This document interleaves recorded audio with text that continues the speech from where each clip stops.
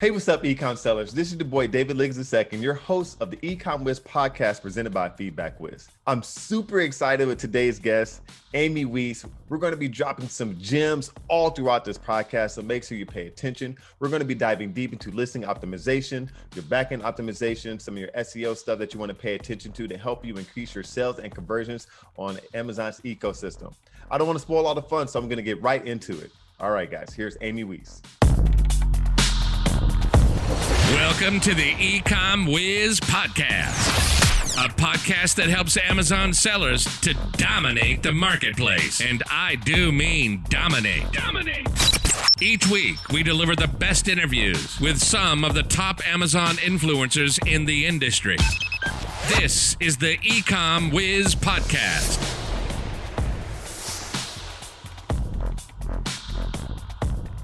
Hey, Amy, how's it going? It's going great, David. Thank you for having me. Awesome. Well, thanks for coming on to the podcast. I really do appreciate it. Guys, I'm so excited about today's podcast. We're going to have a lot of gems for you. I'm really interested in this because this is one of those conversations where we can engage and have just an awesome conversation about things that you can do. We're going to be speaking about listing optimization, mostly copywriting, in this particular episode. But before we get to that, Amy, if you can tell people where they can find you, if you have any social media accounts that you want you to follow or email, they can reach out to, could you just list that here so we can, they can reach out to you after the podcast. Yeah, Amy Weiss, and I'm from amazingathome.com. We are a consulting and courses firm, right? We're a full service e-commerce agency. So we help you with listing optimization, product photography, A+ content, and we have a world-renowned course called Concept to Launch, where we help private label sellers start, conceptualize ideas, and take them all the way through to launch. So yeah, it's great. You guys can reach out at amazingathome.com, or you can join our Facebook group. It's called Amazing at Home. So it's pretty easy to find us. Find me on Facebook or LinkedIn. And yeah, I think that's about it. And we have an Instagram and a YouTube channel as well, also called Amazing at Home. Awesome. Good enough. And guys, if you want to reach out to me, you can find me at DLiggins, that's DLiggins _ on Instagram. You can find me at David Liggins II on Facebook, and also my very modest and small YouTube channel, which I haven't posted on in a long time. I think it's been literally a year. It's right when pandemic hit in April. And I've just been so concentrating on so many other things that I just haven't really gotten back to it. So my bad, guys. Anyways, super excited about what we're going to talk about today. Listing optimization. And there's a lot that goes into it, so we're not going to be able to cover everything. So we're going to specifically talk about copywriting, because that's extremely important with your listing. It's going to help engage the customer, bring them in, understand your product a little bit better, set you apart from your competitors. There's so many things you can do with your copy.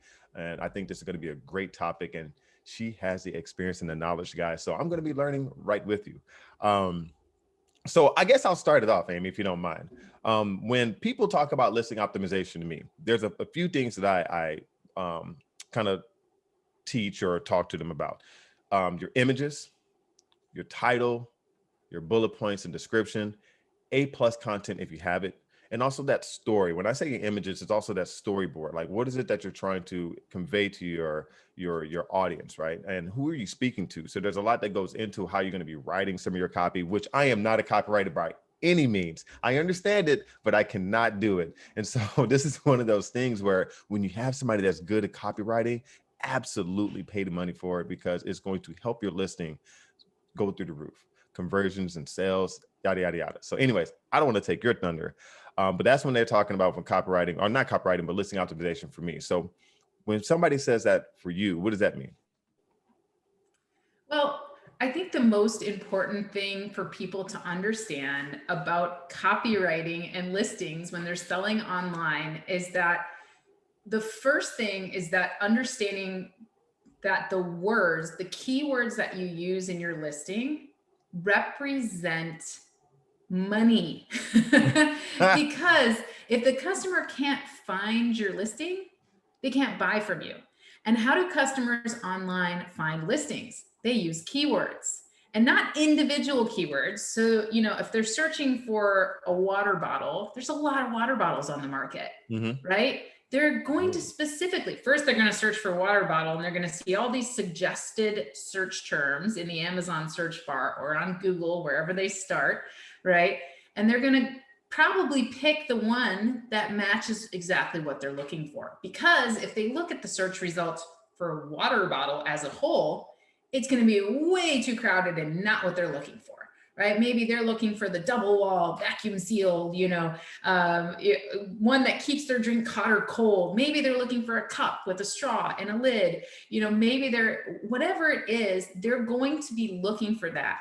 And so if you don't write your listing with the proper keywords that make it the most relevant for that term, for that search term, it is not going to show up organically in very many searches. So I have a free listing review service where people will just give me their listings to look at, and I will create a video for them, and I'll walk them through what I think about their listing and if it needs to be optimized.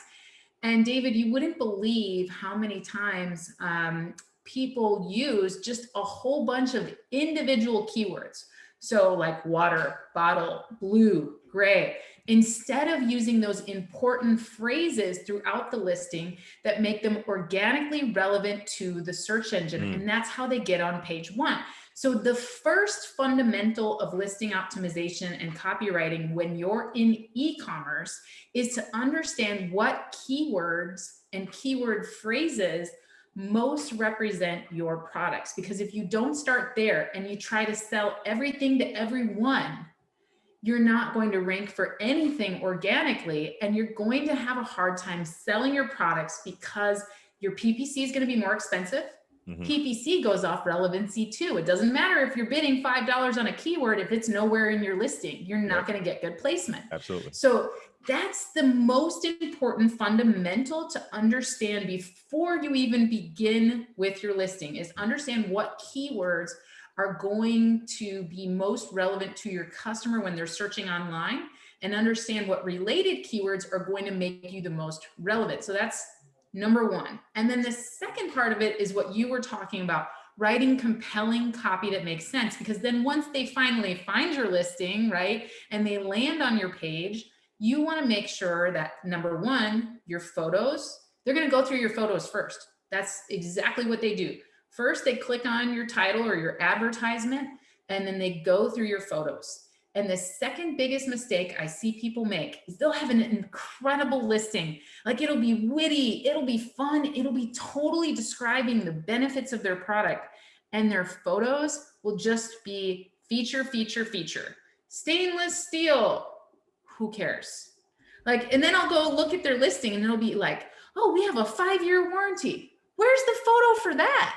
Oh, this works really great with whether you're camping, fishing, boating, or where's the photo that shows that? And it's just they'll show these photos that are just so feature heavy and don't answer any of the customer's questions, but they'll do a great job in their listing copy of just describing everything. So they all go hand in hand. And those are the two most important things to understand. Is first, you got to get them to be able to find your listing, and that's SEO and keywords. And second, you got to get them to convert, and that's photos and compelling copy. That is awesome information. And I wanted to interject, but I wanted you to continue. So I know we talked about two very big things, but I wanted to interject on the first one. So you had mentioned, a lot of people think that writing the copy and your listing and your back end are mutually exclusive, when they're not. Those things are going to help your PPC, like you mentioned, help Amazon understand what your product and listing is about. So when you start bidding on these things, and it helps customers find your product because they search, like you said, using phrases and not individual keywords. I know Amazon's algorithm is smart-ish and does a lot of things in the back end to make sure that these words that you put in are combined in certain ways to help people find it. But the better that you write it, the easier it is for this algorithm to pick up what your listing is about. So I do have one specific question. This is one of those gems here, guys. So I want you to listen up. This is one thing that I kind of haven't really been sure about, and I just really haven't gotten a clear answer. Maybe you know. So when we talk about keyword phrases, let's say stainless steel water bottle with a straw, for example. And so you have stainless steel, water bottle, straw are going to be some of your main SEO terms that you're going to have to help in your listing. Now, so these phrases are definitely something that you want in your listing itself, but what about the back end in that little search term field? Are we combining these phrases, or are we looking at, say, the highest frequency of like maybe water bottle and stainless steel, and then straw will be somewhere in that list, but not necessarily at the front? How are you building out that back end search term field versus phrases or individual keywords? Because Amazon says individual keywords, but I'm not 100% sure anymore because they've changed it so many times over the years. Well, the beautiful thing, David, about being both a copywriter and a seller and a consultant is that I get to see the results of my work. So a lot of times people will hire an agency to write their listing, and that agency never sees the results of their work. I see the results of all of my work every day. So I get to test these things extensively on hundreds, if not thousands of listings. So on the back end keywords, you do not repeat any words that you used in your front end of your listing. And the great thing about the back end search terms field is you want to utilize this field for things that are relevant to your listing. So for example, let's take the water bottle with straw example, okay? Mm-hmm. Let's say that when we did our keyword research, we saw that that people were looking for that related keywords of reusable straw, right? Okay. Stainless steel reusable straw. And let's say that our water bottle doesn't have that it's just a water bottle. Maybe it has a spout or something. Maybe it has a flip top lid, something like that, but we don't have the straw. Okay. Well, the thing is, reusable straw is still super relevant to people looking for water bottles, right? Mm-hmm. So reusable straw is the perfect thing to put in our back-end keywords, not to mention, because that's just going to make our listing even more relevant. And the question that I always get on that is people say, well, wait a minute, Amy, what do you mean? Like, won't my product then show up for searches for straw, and it doesn't have a straw? I don't want people to be confused, and then I get customer bad reviews or comments. Or okay, first of all, relevancy matters. So if you haven't used straw anywhere else in your listing, it's not like you're going to rank high for straw, right? But if you want your listing to be the most relevant for that main search term water bottle, you want to put straw in your back-end keywords, because it's only going to help you show up for more searches. It's only going to help your relevancy score. And so that's something to consider. And then the other thing that's really great to put in those back-end keywords is misspellings, as well as Spanish words. So in the US, people actually, I've done that with a couple of listings and seen the listings ranking for Spanish words and actually selling there, because they're showing up and my competitors are not. So definitely utilize, if you're in other countries where there's another language that happens to be spoken just as often, like in America, English is spoken almost as often as Spanish, like here in Texas, where Spanish is almost the first language. But yeah, so that's some tips for you. And in that search term space, you want to use the format word space, word space, word. No commas, no nothing, just word space, word space, word. And you have 249 bytes. And a byte is, each character is 1 byte. And a comma or a dash is 2 bytes. So that's why you don't want to use commas or dashes or anything like that in your back-end keywords. And you don't want to repeat, because it's really pointless to do that. Absolutely. It's for your relevancy. Yeah. The space delineates. You don't need a comma in the search term. And they tell you that. They say you have 250 bytes, but if you had 250, then you've technically gone over. I've done it. It's 249. But guys, we could just end the podcast here, because those gems right there are absolutely fantastic. Like when you're talking about listing optimization, let me tell you, once you get those right, once you get your listing and back end right, you're just going to be able to appear naturally for more relevant terms. And that's what it's all about. And you're going to be able to stick there. And it also helps you with your PPC and efficiency, because you're not getting shown for stuff that is not relevant. So a lot of people, for example, when they look at their auto campaigns, and this is where the optimization comes in, they look at their auto campaigns. You have your close match, which is pretty much what your product is. You have your substitutes, you have your compliments, and you have, what is the fourth one? Loose match, which hasn't really run well for me. But those search terms are going to help you, or help Amazon's algorithm figure out what is a complement to your product, or which you're a substitute to your product, or something like that. So for example, if you have a water bottle with the straw, I'm just going off the cuff here, maybe they can start pairing your stuff with like a drink or protein shakes, or if you're getting a protein bottle, maybe you actually need protein, for example, if you don't have your own, or if you're looking for different products, etc. And that's how that works in the back end. But anyways, that is awesome. So thank you for sharing that. So now you said 1 and 2. You said there were 3 things that you wanted to point out. Well, I think that was it for search terms. As far as listing optimization, I think it's most important that you understand how keywords, search engine optimization, and relevancy work. That's number 1. Number 2, that your photos are the most important thing for actually getting that conversion going. And number 3, making your copy human readable and not just keyword stuffing. That's just keyword stuff. Absolutely. Can we talk about those images? I know, when we talk about images, one, obviously talking about the quality of images and the photos and your lifestyles, et cetera, and talking about your product, depending on what your product is, you may need to go in a little bit more detail or bring a little bit more emotion to it, et cetera. But also, what about the copywriting on and I say the infographics on your images? Copy goes into that. What you say in a very concise manner really does matter, because we're just picture shopping. Just like you window shop, you go to the mall, or, pre-pandemic or whatever the case is, you go to the mall and things like that. We window shop. And so now we're picture shopping. So can you tell us a little bit more about that and your strategies? Yeah, so I actually simplify this. And what I do is we start our process in our listing optimization masterclass, and the way that we actually write listings is we start, before we design our photos, we start by just writing a superhuman readable listing. And each bullet point represents a photo. But each bullet point is actually part of our sales strategy. So we follow a customer's mind as they move through the sales cycle. And that's how we get our 5 bullet points. And then if we have a photo to represent each one of those bullet points in the sales cycle, and we put them in order, it's like the customer just goes, oh my gosh, I need this. I need this. And not only that, our strategy allows us to create doubt in the customer's mind about our competitors' products, which is really, really great. So yes. I would love to give you that 5-bullet strategy that we use that follows the customer sales cycle. So you're going to start, you guys, by just writing your listing. Don't worry about keywords right now.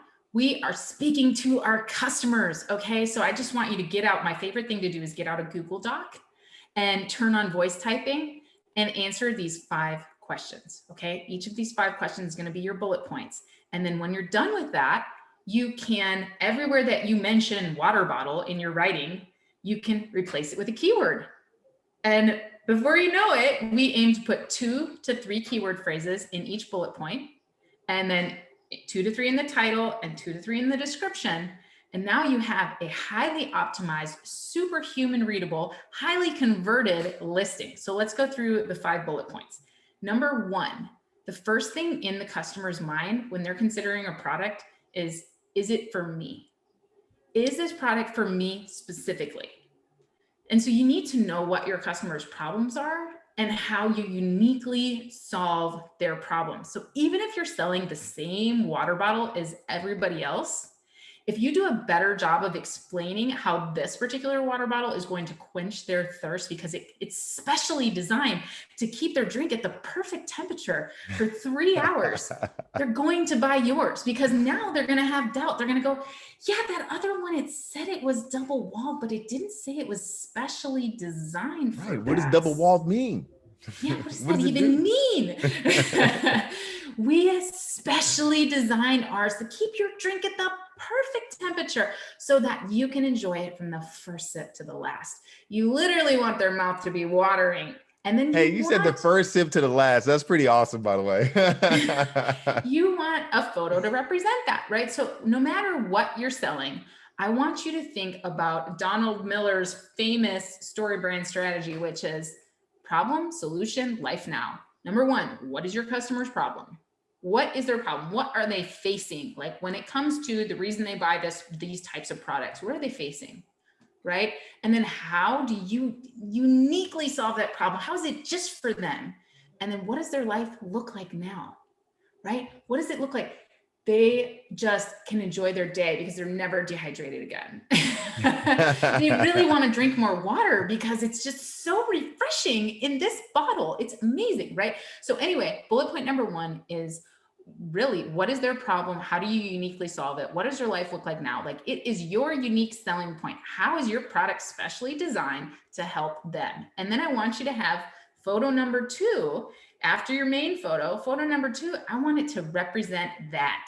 I want you to call out. So if I'm calling out in my bullet point that this water bottle is specially designed, I want to see that. Like, I want to be like specially designed to keep, you know, and have the person like on the photo, just like looking so refreshed, you know, yes, I love this.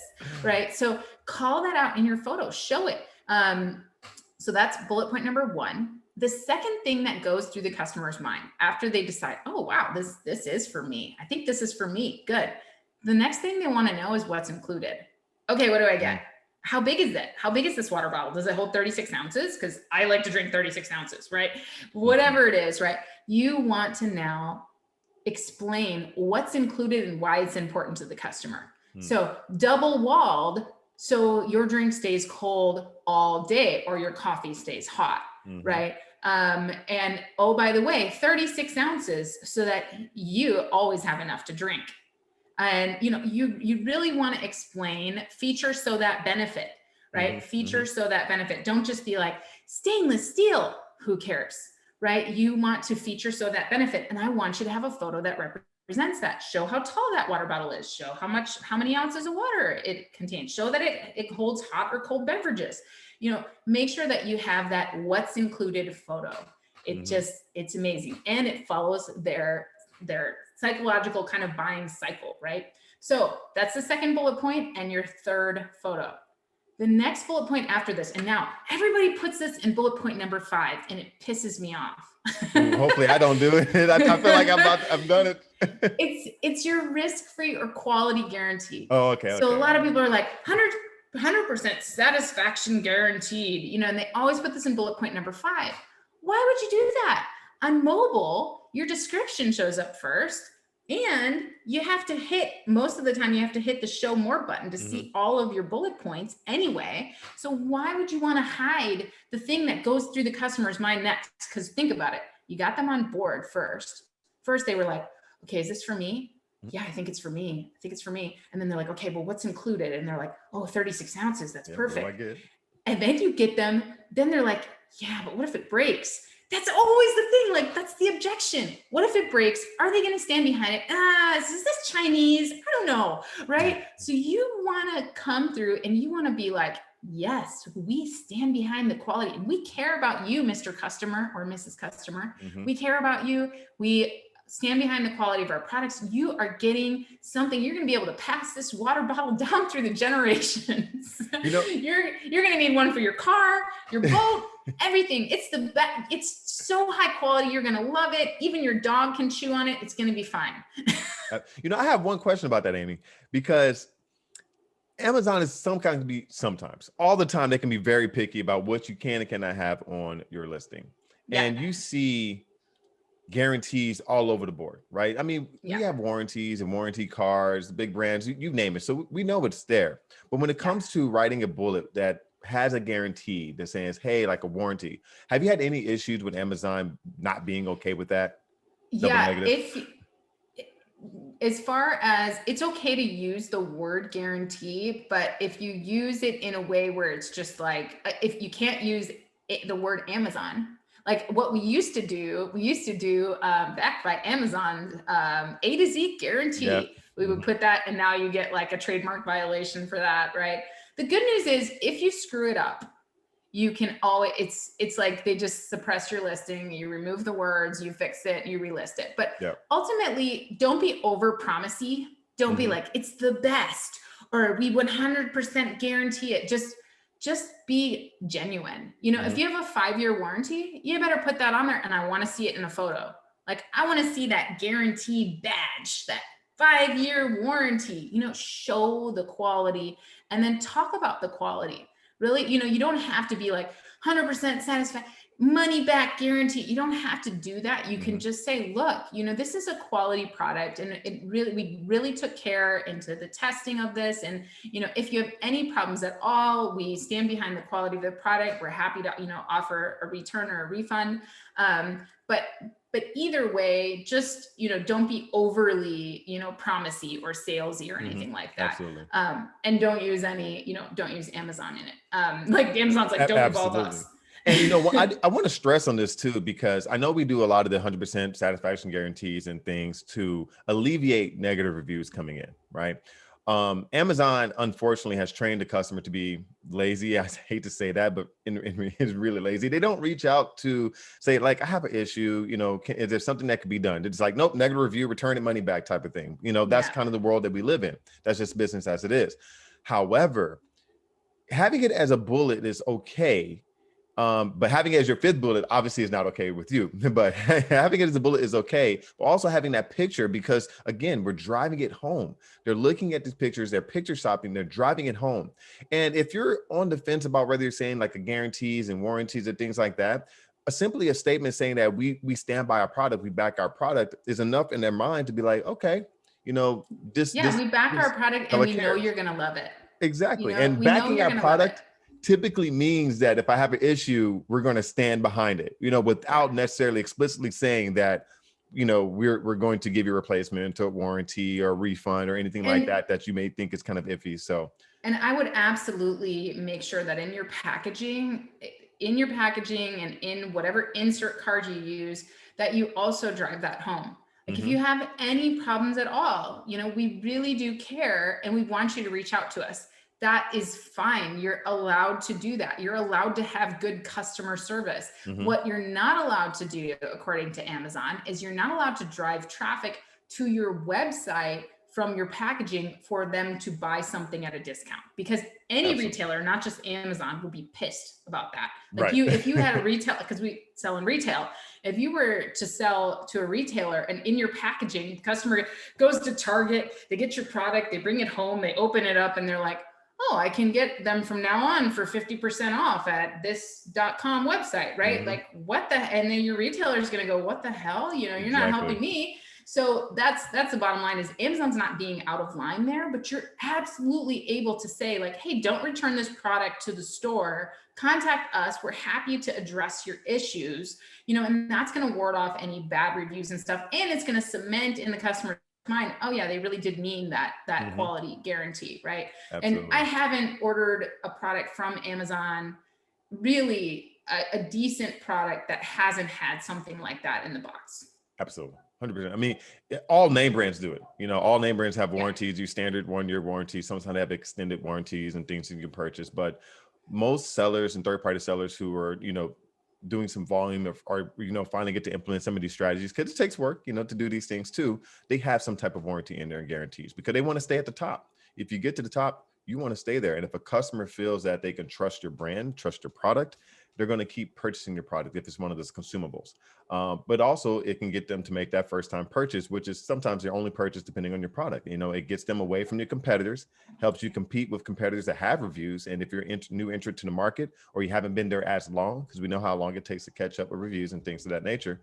So yeah, I mean, these are the things that help set you apart from your competitors and make them have a better purchase decision or a decision, to buy your product over your other sellers. So let's get into bullet point number 4. Let's get to it. Yep. We've covered number 1, which is why you need this in your life. How we uniquely solve your problem. Number 2, which is what's included, how big is it, whatever, right? What's in the box. Number 3, which is your quality guarantee, how you back your product, how you love your customers, that they're going to love it too. And then we get to number 4. The next question in the customer's mind is, then they still have doubts. They're like, okay, they stand behind it, but do I really need it? Do I really need it? Like, it's kind of that's a want an important now, one. right? Do I really need it? And this is where this bullet point and this photo is where you're going to show them how much they need it, how much they can use it. This is your multiple uses bullet point. This is where you're going to show them all the areas they can use it in their life. So our water bottle is great for sporting events. It's great for keeping your beer cold. It's great for, whatever. Show them all the different, and it's dishwasher safe. So, it's easy to clean, and you can use it in all these different scenarios. I love a good quad photo that shows, we do product photography too, and we follow this strategy when we do our product photography.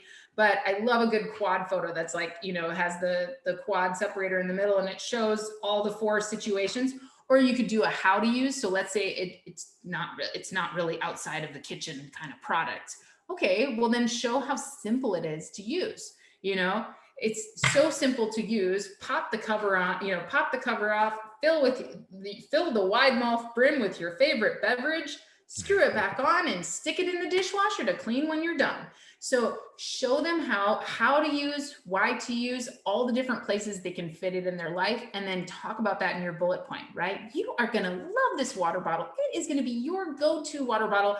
It's not only going to keep your drink cold, but you're going to love it for sipping margaritas, those frozen beverages. Those things are going to stay perfectly cold for longer. They're not going to get warm on you. You're going to love it for that backyard barbecue when you're underneath the blazing sun, and then you're going to have a photo to represent that. And then finally, the last bullet point is bullet point number 5. And that is what we love to call the gift or mission bullet point. So gifting, showing it as a gift, both in a photo and telling them about gifting. Now, this is where most people screw up. Most people will write a gifting bullet and they'll be like, it's good for everything. It's perfect for birthdays, Christmas, holidays, Mother's Day, Father's Day, birthday. Dude, that doesn't rank for anything. Like, do your keyword research. Is it a good housewarming gift? Well, then go research put housewarming gift into the dang Amazon search bar and see what suggested keywords, what medium and long tail keywords are there, and use those in your bullet point. Write a really good gifting bullet point. Don't just put that it's perfect for everyone for every perfect occasion. That's not going to do good for your PPC. It's not going to rank for anything. And the person reading it is going to be like, what, why, Right. So if it's a good baby shower gift, like I want you to write the hell out of that baby shower bullet point, and I want you to show it as a baby shower gift. Like I want you to show the scenario, have a lifestyle photo of the baby shower, the happy times. You don't even need to show the product in the photo, and just be like, makes the perfect baby shower gift. They'll love you for it, right? They'll think of you every time they hug their baby. Okay, great. That's all you need, right? But so have a picture that represents that and write your bullet point. Now, let's say that you're selling headlights. Not exactly, a great gift. It's kind of one of those products that you need when you need it, and it's not really giftable. Well, here's where you can focus either on your company mission, where you can show, we've been selling headlights for 35 years. We're a trusted brand in America. Have a photo to show that, right? Show that you're not just, this is not something that's going to break the minute they get to them, and you can be trusted, right? Or let's say you're selling lipstick. And, that's not really a gift thing, right? Super personal. Yeah, exactly. Well, then show either your company, show your mission, or show something that is going to be fun for the customer. Be like, here's how to do our favorite pouty lip, whatever, but the point is, this bullet point is for readers. Most people are not going to read it, right? So you want to use it for SEO, for that gifting or seasonality, or you want to use it for mission, showing like, hey, we are an authority in the space. You can trust us.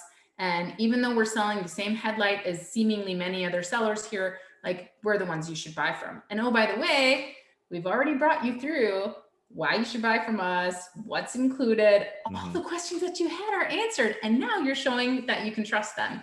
So we love to do that. And then finally, now we've only made it to 6 photos, right? Because that was our 5 bullet points, 6 photos. I love to have an additional lifestyle photo, where you're just really showing it in their life. You're showing what does their life look like now that they have your product in it. right? Are they enjoying that barbecue? Are they, being refreshed? What is it? So I like to include one additional lifestyle photo, and that takes you to 7 photos, which is our 7 photo strategy. And it takes you through writing your listing. Now, the only thing that you have left to do is write your description and add in those keywords. Man, so guys, I'm hoping that you guys are taking notes, because bombs are dropped right now. These are gems all day, left and right. So I'm like, man, am I doing this right now? Because there's a couple things I might be missing here, getting my listing back up and ready to go. Because I have a product that's been selling well, but there's always things you can do to optimize. When it's pretty optimized, you're there. Just some tweaks you need to make, but depending on your competitors, new entrants, any new features that they may have launched, some of these things you may need to change. But maybe I'm not doing the best job at this, and I want to relook at my listing right now and kind of make sure that I'm on top of it, because I think I have a pretty darn good listing. But I mean, there's a couple things in here I'm like, ooh, that's a good one. So anyways, I hope you guys can take notes, because this is amazing. So thanks, David. And the cool thing is that in our listing optimization masterclass, we go through these strategies, right? And we don't teach the SEO portion until after we've taught the selling strategy and the 7 photo strategy. And so people will go through our listing optimization masterclass, and they'll get to this point where they've written their listing, they've drafted it, and they've designed their photos to represent each bullet point. And so they'll go change their photos out. And it's the same for everyone. Everyone sees an instant increase in sales. They're like, oh my gosh, I'm converting like crazy. One of our guys, he thought he was doing pretty good, right? He was at like a 5% conversion rate. And then he changed just his photos, didn't change his keywords or anything, or his copy, changed just his photos following that 7 photo strategy. He went to 30%. 30% conversion is amazing, by the way. I mean, I know there's people that have a little bit higher than that. It depends on what type of product that you have, if it's repeat customers and things of that nature. But if we just talk about, let's say, pretty much a one-time, purchase kind of product, a 30% conversion is absolutely amazing. That's just going to help you keep your rank, maintain your rank, get your reviews. I mean, that's awesome. And imagine using this strategy. You went from 5 to 30? And that's like so normal for us. Like that is like, everybody's like, oh my gosh, I'm selling so much more now. So that's the thing, is people buy with their eyes, and these are the things that go through the customer's mind. And so if you do a better job than your competitors of actually answering these questions and doing it in this order, it's just going to work. It's just going to work. So if you're under 10% conversion, 10% or under, absolutely seek help. Absolutely. There's something going on with your listing. It could be a lot of things. It could be reviews, but a lot of times with optimization, if you have a bad product, you have a bad product. But if you're under 10%, absolutely seek help. You need to be making some changes. 10 to 15%, again, you still need to optimize to some things you need to do. Maybe your picture, like typically when you're in 10 to 15% range, your pictures are probably not optimized. Your copy is probably not all the way there. And you're not really ranking well. So that's typically what I see. 15 to 20, 25, that's when you start to get to a little bit better optimizations, but you want to at least be at 20%. And most of the successful products that I've seen have typically been 20% plus. Typically, you're going to struggle when you get below that, and you're going to have a hard time ranking. Things are going to be inefficient, like your PPC and your advertising. You're not going to be able to hold your positions well. So you really want to focus on getting that conversion up. So this is your unit session percentage. That's what we talk about when we're talking about conversion in your business reports and your metrics, to go a little bit deeper into that. So just check on that. So go into your business reports, look at your unit session percentage, and see where you're at. And if you're under 10, seek help immediately. 10 to 15, still need help. But 15 plus, okay, you're doing okay, but you're definitely going to need some optimizations because you want to be 20 plus. 30 is absolutely fantastic. I'll do 30 all day, every day. And we'll review it for you for free. So if you want to come to amazingathome.com and go under our services menu, we have a little free listing review thing. And I love reviewing listings. I'm a nerd about it, as you guys have heard today. So there's no strings attached. We're not trying to sell you anything. In fact, many times I'll be like, you don't need optimization. Like sometimes it's just a bad product. I'll be able to show them that it's optimized, but either that or maybe their title, just one thing in the title is wrong, or they're going for the wrong main keyword, or they don't actually have the main keyword in their title, which is affecting. Yeah. I had a client the other day and she was like, I just don't know. I don't know about this particular product. It's not selling as well. And I went and searched for it for what I assumed would be the main keyword. And she was on page 3. And that main keyword was not in her title, exactly in that phrase. And all we did was changed her title to have that exact phrase in it. It moved her immediately to page 1 because increased her organic ranking, sales tripled. That one small change. It's amazing. So, sometimes it's just that. So it's really important to pay attention to the phrases that people search for. Search just like the customer and try to find your listing. If you can't find it, neither can they. And what keywords are you missing to make your product the most relevant for that? And so just look through your listing, look through your bullet points. And every time that you mention your product, are you using those phrases? And so that's what I usually find is they'll be missing those keywords in the bullet point. And as far as ranking, you want to focus on your most important keywords in the title and the bullet points. The description is just kind of like fillers. And then the back end search terms is for, like we were talking about, those misspellings, Spanish words, those kind of things, also kind of filling out that relevancy. Yep. But if you guys can aim for 2 to max 3 keyword phrases in each of your bullet points and your title, you're going to have an awesome optimized listing. And if you can focus on really answering those 5 questions that we talked about in your photos and your bullet points, it's going to flow so nicely and customers are going to convert like crazy. Absolutely. So first off, tons of knowledge here. So thank you very much. I'm going to pick and pry just a little bit here. I was telling Amy before the podcast, it's like, I'm trying to get this around 30 minutes, but I always go long. We can nerd out about this all day. I could talk about this all day. This is so exciting. And guys, this is some valuable information. So I'm really hoping that you're taking heed to the information that she's spitting out right now. But I'm going to pick a little bit more, if you don't mind. So one of the things for me that I've been struggling with, and this may be from a little bit selfish point of view here, is A+ content. Let's say I feel like I have great optimized pictures. I'm doing the things that you said. What about the A+ content? Because I sometimes feel like I don't want to just rehash everything I've done in my main images per se. That's my train of thought. Like I do want to add extra value if there's a little bit more detail in there. You can have a little bit different formatted images. I personally like to build out the hero images with the infographics, so it can look more like a web page versus some of the other modules that they have with like a little small image and text on the side and things of that nature. I typically like these big hero images with the information with some great photos. Any quick tips that you can give on your A+ content and how you build that out? Yeah. So in my listing reviews, one of the biggest mistakes that I see is that people will spend a lot of time on their A+ content and it looks great. It's like got these amazing infographics and it's awesome. And I'll look at their photos, which is the thing the customer looks at first before they even scroll down and look at your A+ content.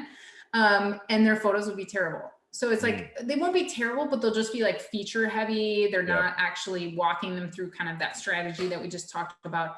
So I love that you're using the big images and that you're kind of really helping them imagine this product in their life and you're showcasing your brand and, that's great. But I really want to encourage people that are out there, like, don't focus only on your A+ content and forget about your photos because people are looking at those first. That's what shows up first on mobile. That's what shows up first on desktop when they're clicking through. They're not scrolling down to look at your A+ content, and you're not going to give them a chance to scroll down and look at your A+ content if your photos suck. Yep. So that's number one, is really focus on your photos and taking that customer through that journey, answering their questions so that they scroll down and they can look at your A+ content.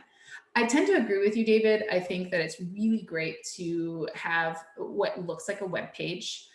With the problem with the little photos and text is you can't zoom in on them. Yeah. And so I've seen people use like infographics in those little photos and I'm like, I can't see it. You can't read it. Exactly. And if you have fonts, it's too big. It looks cluttered.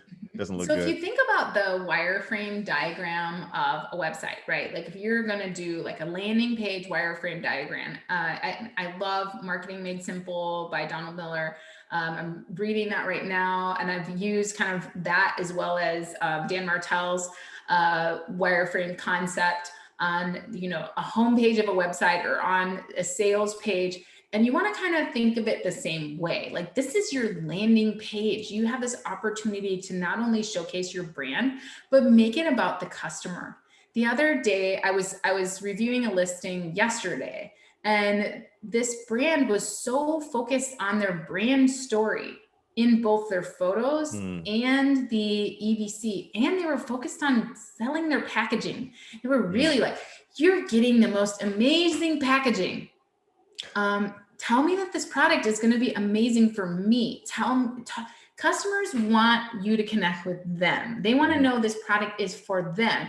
They don't care if you've been in business for 50 years and that you came up with this brand because you really loved cats. Like, they don't care about you. It's not about you. It's about how your product can help them. So definitely take the time to, I love the problem solution life now thing, right? Show their problem. Maybe that first image, and maybe you have like your brand logo over the top, and then that first image is like showing a person frustrated that they don't get enough water throughout the day, right? And then show a really great infographic with your brand logo on it of this water bottle and how it's specially designed to keep their drink cold, so they're going to drink more water, and have a little statistic in there. You know, studies show that, you know, when water is at a cold drinkable temperature, when a beverage is at a cold drinkable temperature, you drink more. So this is why we designed this water bottle just for you. You know, you're going to feel better. You're going to look better. And then, maybe do a little quick, how easy it is to use, how easy it is to wash, a little bit of extra benefits right below that, right? Show their solution, and then show some little benefits. And then finally show them what their life looks like now. Drink more water, be happy, go to the beach, live your best life. And that's going to convert well. And then finally, don't forget to ask for the sale, right? Don't forget to encourage people to buy now, right? Like, customers will not, if you don't lead them down that, like, put this damn thing in your cart. It's going to make your life better. Okay, Right. do it. They'll be like, okay, all right. Put it in your cart.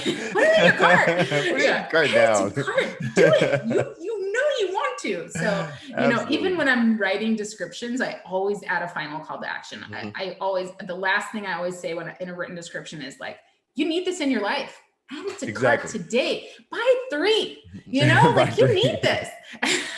And it's really interesting to say you need this in your life. You need this in your life is like, okay, I need to buy this. I want to buy this, because I know Amazon is really picky with like add to cart now. They're really being a little bit more strict on that stuff, because I had it in my list and like add this to your cart. But I say that in different ways. You need this in your life. You can't live without it. Things of that nature that's a little bit more emotional invoking, and they're like, or emotion evoking, and they're like, okay, you know what? I'm going to make this purchase. Because at the end of the day, if they don't want it, it's Amazon. They can return it, unfortunately. The other hack for listening, for EBC, A+ content, whatever we're calling it now. Yeah. It's funny because when Amazon changed it to A+ content and you open up the dashboard, it says enhanced brand content at the top. So, make up your mind, Amazon. Anyway.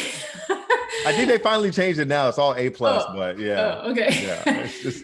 So, but the last thing that A+ content allows you to do is recommend other products. And that's actually against Amazon's listing policies if you're a regular seller. But the last thing that you can do is you can actually recommend other products in your line and drive them to your store. So I would definitely, after you do the little problem solution benefits life now, then right at the bottom, like, ooh, other products from us that you might like. Like, yes, that's amazing. Absolutely. Guys, this has been absolutely amazing conversation. Amy, I really appreciate it, because even now my mind has been running. It's like, man, you know what? I'm not doing this because I'm really big. And going back to one of your earlier points on solving a problem. I teach people that you have to solve a problem. Me Too products are just not going to work right now, ever in this point. But you have to solve a problem. Figure out what your customers are, who your customers are, figure out what their problems are, bring a solution to them. And I do that. And we don't necessarily have to reinvent the wheel. We can sell products that are still in demand, but making sure we're solving issues that our competitors aren't. I tell people that all the time.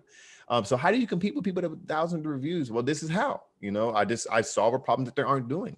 Yeah, they may catch up. You may not necessarily be number 1, but I'm good with a number 2 if I'm selling, 50, 70, 100 units of an item a day. I'm 100% okay with that. And you have to remember that you can pay for a spot at the top of the page. So absolutely, and that's called PPC. To compete. Yeah, you get to compete with the top brands, with the top sellers. Yeah, you might not have as many reviews, but if you can get that top spot on the page and you can convert, you're going to stay there, and people are going to keep clicking, because customers don't know what PPC is unless they're Amazon sellers. They don't know what PPC is. They only know that your search result is the most relevant for them because they just typed in that keyword and, oh, that looks like a water bottle with a straw. Let me click on that. Oh, they only have 15 reviews, but oh my gosh, they're specially designed to keep my drink cold for longer. Sweet. You're going to make more sales. So you're going to be converting, you're going to be stealing the sales from your competitor when you do that. And it just works. It doesn't matter if you're selling a Me Too product, you need to do this even better. Like you need to be an even better marketer. You need to dig into those customers' problems and you need to convince them that these other products aren't the same. Aren't it? Absolutely. So Amy, I know we've probably gone long. I don't care. This has been amazing. So thank you very much for your time. This a lot of great info, guys. I'm so excited to kind of implement this into my business right now. And this is one of the things that we want to do with the podcast is making sure that you can come and leave. You can come, you can listen or watch and listen, and then you can implement some stuff into your business. So Amy, I really appreciate it. You gave some awesome content and some gems today. So thank you very much for giving us your time. I really appreciate it. Yeah, thanks for having me. I appreciate it. Awesome. Well, thank you guys. Well, until next time, this has been a great podcast with Amy Whiz. And we look forward to having you back again if you're interested in doing that. So take care, guys. Again, if you want more content like this, you can follow FeedbackWhiz at FeedbackWhiz on IG, YouTube, Facebook, and IG. All right, guys, until next time, talk to you later. Peace. Please subscribe to our YouTube channel, and for more information, please visit feedbackwhiz.com.